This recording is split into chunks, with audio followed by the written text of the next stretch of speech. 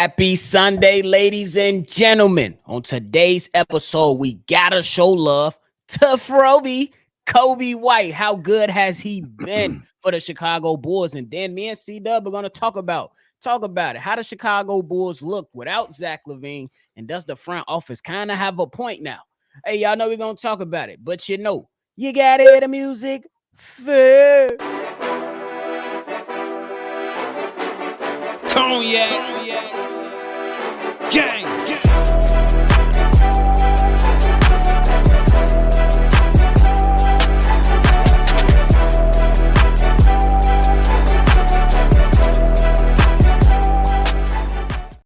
Shy Boys Podcast with the Cognac Boys. I'm Cognac Boy Bobby, and I'm with my dog CDubb. How you doing, boy? Jacoby mother freaking White.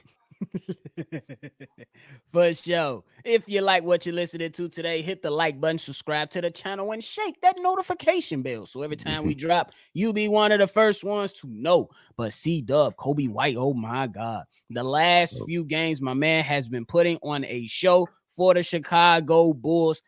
In that game against Milwaukee, outstanding. And then last night against the New Orleans Pelicans. In fact, CDubb, my guy over his last 5 games is averaging 22 points. He got like a half a steal, almost 5 assists and 4 rebounds. But the crazy part is 50% from 3, 48% from the field.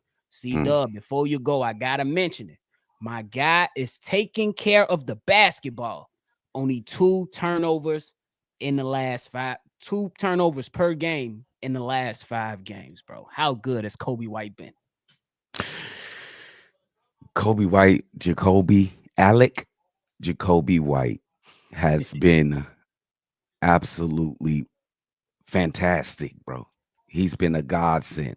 It's been a blessing from the basketball gods because, man, we've been struggling, bro. I feel like we hit rock bottom. And we hit rock bottom. Let's start there.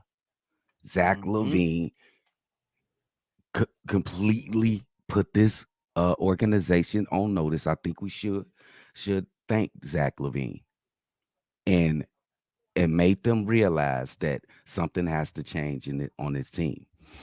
And one of those things that changed on his team is the young guys, bro. Not just Coby White, bro. Patrick Williams, bro. and Ayo Dosunmu.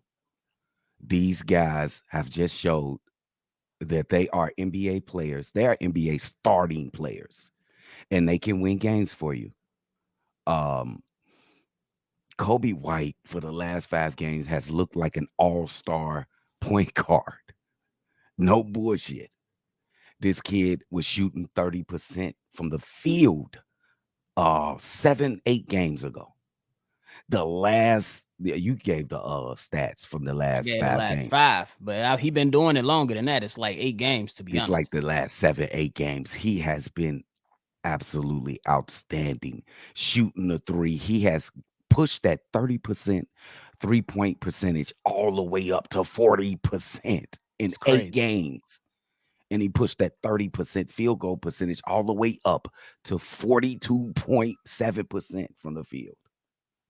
This kid, we said early in the season, nephew, that we didn't know what Coby White's ceiling is. Because Coby White ain't just coming out here just trying to be a role player, a side piece, or just a spot up shooter, or just a scorer. This guy is a basketball player. Now, I did have some words for Coby, like maybe 9 games ago. I said he was doing great, facilitating the team. He wasn't turning the ball over, but his shooting percentages was down. Now it's nothing I can say because this kid is absolutely scorching the net. Bro. 8 threes, bro. Yesterday. 8 threes. 3 points in the first, 28 in the second. Alec Jacoby White is letting, and he 23, nephew.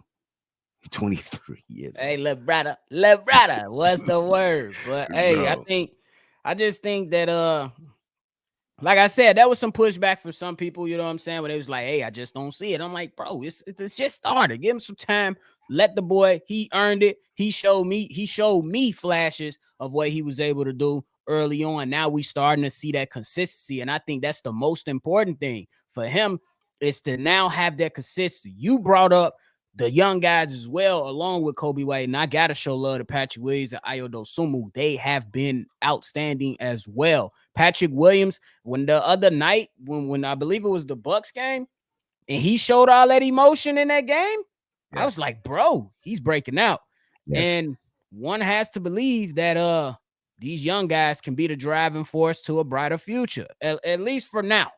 At least Yes. for now. They got to continue to play. They got to, you know what I'm saying, string these things together and CDubb. My point about Coby White is going to be real simple. He's inserted himself as in the most improved conversation. Oh, yes, absolutely. Has inserted himself in the most improved thing. And I want to run something by you. I know it's probably a little early. It's probably a little early, but I got to run it by you just for the sake of, because I thought about it. I got to know from you and the fans and the supporters. Does this make sense? Real quick. We seen Tyrese Maxey like Mm, show those flashes, establish some consistency, but he was kind of being blocked by James Harden. James mm. Harden out of the way, he skyrockets. And I would expect Tyrese Maxey to probably get some votes for an all-star. I'm not saying Coby is going to be an all-star this year, but Zach LaVine is getting ready to move out the way. DeMar DeRozan is just going with the flow of the offense. Yeah. And my boy I'm not saying it's going to happen this year, but I'm saying that trajectory to see if he can be a little bit more than just a starting point guard. Can he start getting those accolades? It's starting to enter my mind. But I ain't ready to say it yet, but it's entering my mind. Is that fair? Oh, yeah, that's absolutely fair, bro. You just gotta call it like you see it. Everybody's seeing the growth. We've been covering the Bulls for the last 2.5, maybe 3 years right now. Now, if you've been watching it all our lives. But this kid right now is showing signs of it's the ceiling's open, like we said in the beginning of the season. Yeah. It's open. You don't know what this kid can accomplish, and now he's showing you that he is a player in this NBA. And I think he Facts. got the respect of his peers too on the opposite teams and on his own team. He's being a leader out there. You see him directing Great point, traffic. Man, this kid, this came out of nowhere for me. I ain't gonna lie to you. But bro. this guy right here, can he be a lead dog, nephew? Hey, they say he be in the he first of all, they say he be in a huddle barking at people, telling people to get on their stuff. The man just broke the Bulls franchise records for consecutive games with at least three-pointers in the game. He Shattered it. broke that over the guy who has the max contract, bro. And then shout out to him. Hey, I see Dub. I gotta give love to Billy Donovan on this. Oh, that's my Coby White brother. early in the season, he wasn't taking no shots. We like, shoot, bro. It just came out that hey, Billy Donovan been calling out Coby White during film study. He paused the play on something that Coby White did and be like, bro, you gotta shoot. Ever Mm, since then, Coby White been shooting, bro. he been shooting from So 30 Billy now. Donovan got to get some credit for that. Hey, we crap on you. You got to give him some credit when credit is due, bro. And I'm gonna talk about more about Billy Donovan a little bit later. You are absolutely right. This kid, he's not hesitating at all. It don't matter where he at on the floor. He's shooting that bitch. He's shooting that bitch from 30 feet.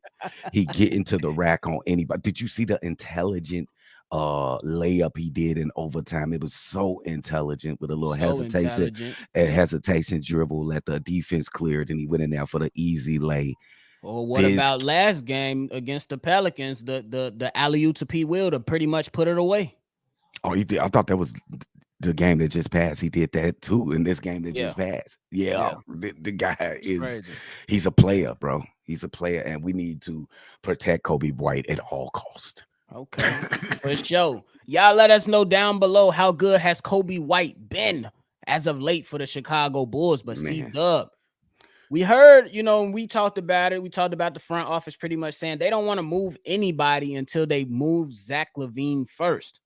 The Bulls against the Milwaukee Bucks, the ball movement was there. Guys are cutting. Everything looked good, and the Bulls fall forced to overtime and eventually won the game. Last night, they reinsert DeMar DeRozan, and DeMar DeRozan, I believe, had 8 assists and didn't really mess up the flow for the most part. He's still gonna do his ISO every now and then, but he still allowed the offense to kind of flow. So with all Yes. those things considered, does the front office kind of have a point now? Like, or you still like, get him out of here?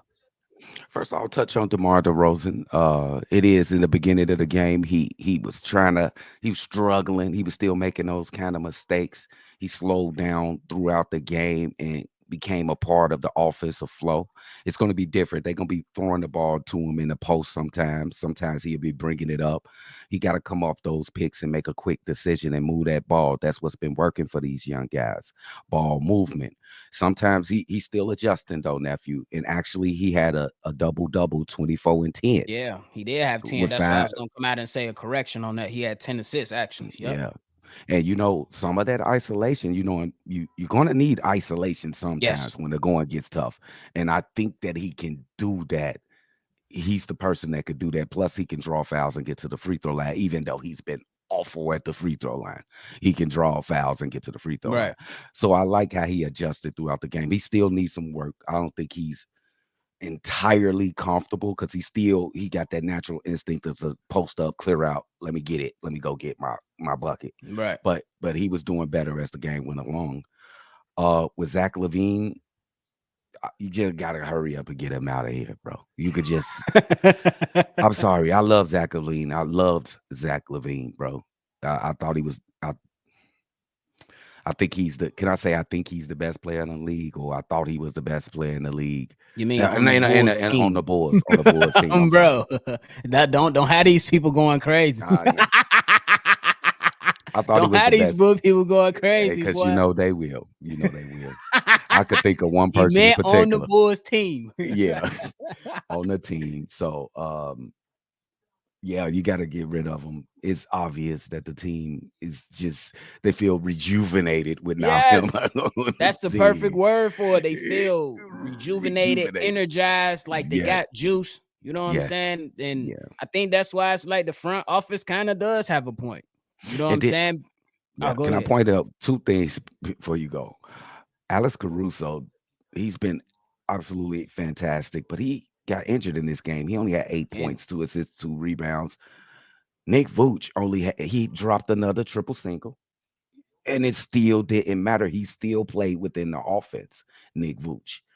So I'm not really disgusted with this triple single right here, even though I would like him to score more.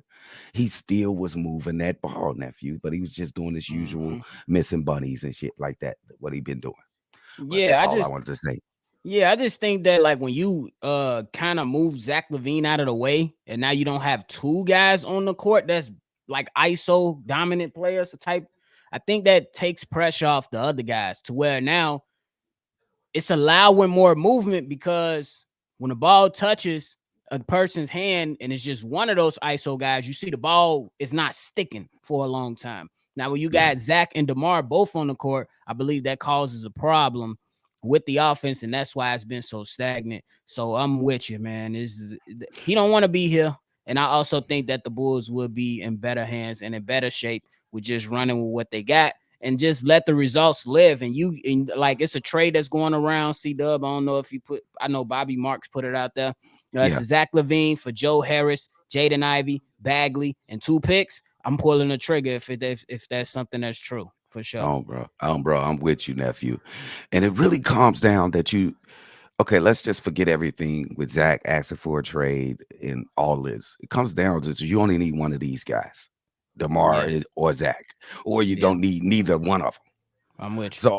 So, who suits the team better? Could we be honest at this point? DeMar DeRozan or Zach LaVine?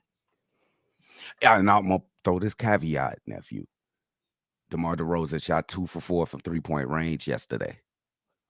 Who you think fits better with this version of this team? Who would fit better? Who would fit better with this version of the team? I got to go with DeMar DeRozan, and this is why. Though he's not the better player, I think he's the more calmer player. He brings more confidence. And he has that mentality to go get you a bucket. Zach LaVine, we know he can get you a bucket, but sometimes he shy away from that. We know when all fails, DeMar DeRozan, he gonna pump fake the hell out you and still try to get you that bucket.